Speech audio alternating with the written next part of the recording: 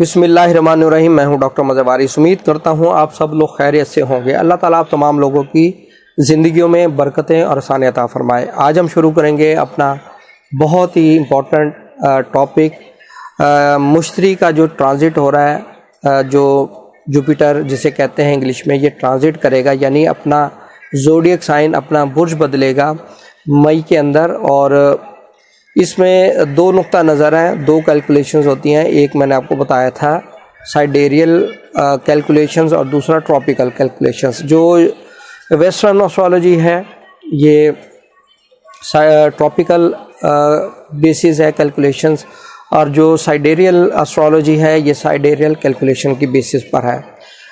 اس کا جو main difference ہے وہ اب ہندی اور یونانی جو ایسٹرالوجی ہے اس کے اندر جو ڈگریز ہیں، درجات جس کو اردو میں کہتے ہیں، اس میں 24 ڈگریز کا ڈفرنس اس وقت موجود ہے۔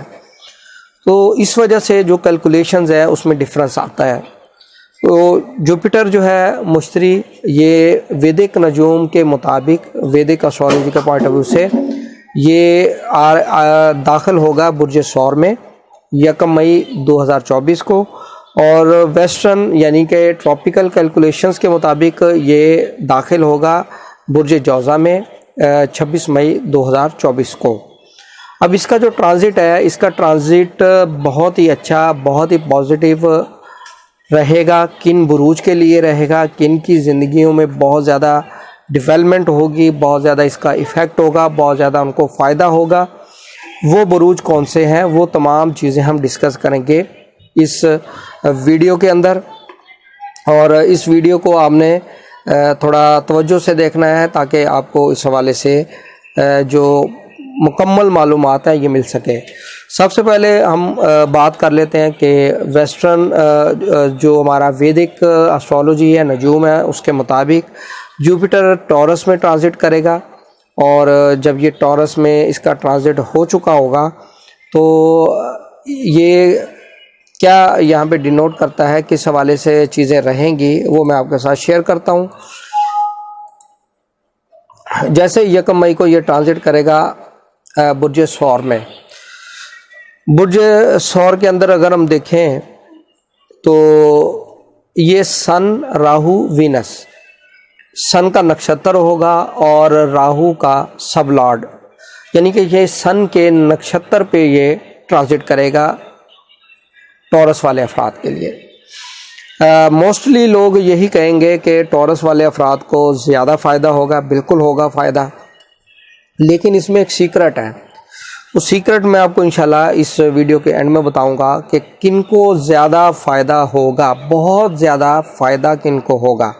یعنی کہ اگر ہم اس کو کیٹیگرائز کریں تو جو ٹاپ لیول کا فائدہ ہے وہ کس برج کو ہوگا، اس کی بات کریں گے، وہ اینڈ میں کریں گے، لیکن پہلے اس کو دیکھتے ہیں کہ برج ثور، پہلا ان کا جو برج ہے وہ برج ثور ہے۔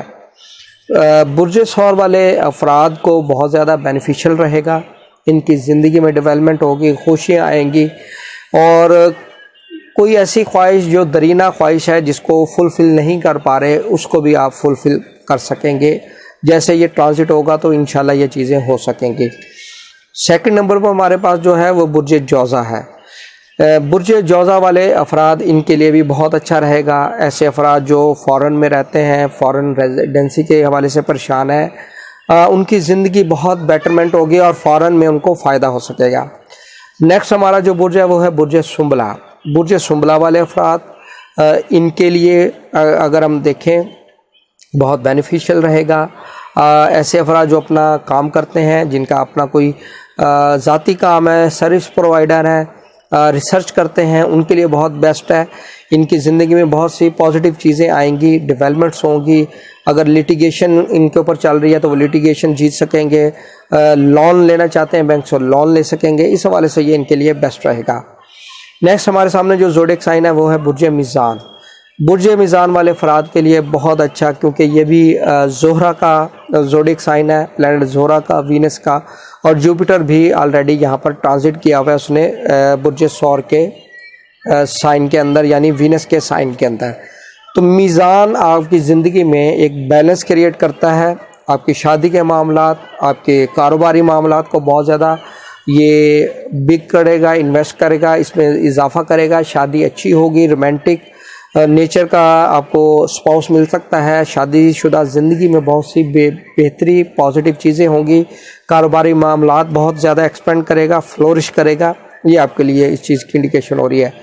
نیکسٹ ہمارا برج ہے برج جدی. برج جدی والے افراد کے لیے ان کے کیریئر, ان کا پروفیشن, ان کی پراپرٹی کے میٹرز, ان کا نیم فیم, ان میں اضافہ ہوتا ہوا نظر آ رہا ہے. لاسٹ ہمارا جو زوڈک سائن ہے وہ ہے برج دھل.